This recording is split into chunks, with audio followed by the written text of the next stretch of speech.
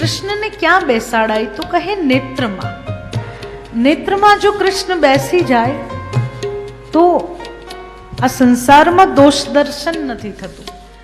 અત્યારે આપણે સંસારમાં દોષ દર્શન કરીએ છીએ અને દોષ દર્શન કરતા હોવાના કારણે આપણને પરમાત્માના દર્શન સંસારમાં નથી થતા. પણ એ દોષ દર્શન ક્યારે ના થાય? તો કહે જ્યારે નેત્રમાં કૃષ્ણ બેસી જાય ત્યારે દોષ દર્શન નથી થતા.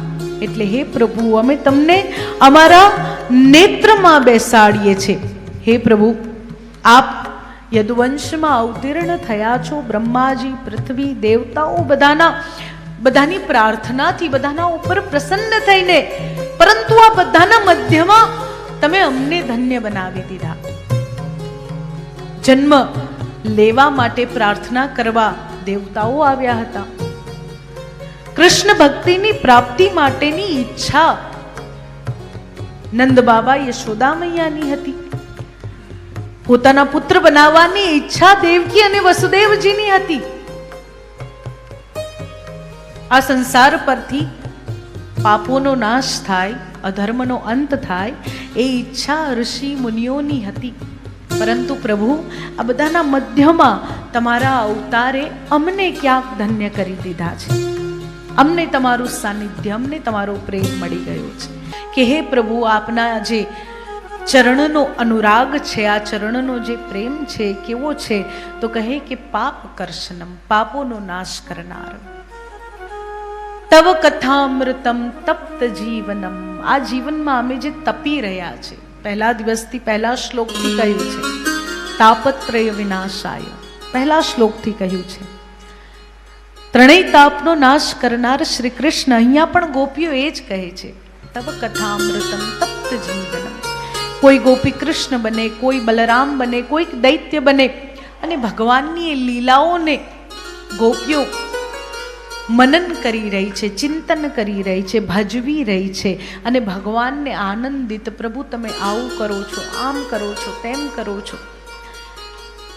અને એ જે લીલાઓ ભજવી રહી છે ગોપીઓ, એ ભાવને કહ્યું છે કે તવ કથામૃતમ તપ્ત જીવનમ. તમારી આ જે કથા છે એ સમગ્ર તાપોનો નાશ કરનાર કથા છે. અને અમે હવે તમને પ્રાર્થના કરીએ છીએ કે હવે અમારાથી આ વિરહની વેદના, પીડા સહન નથી થઈ રહી. માટે પ્રભુ પ્રસન્ન થઈ જાઓ, પ્રકટ થઈ જાઓ.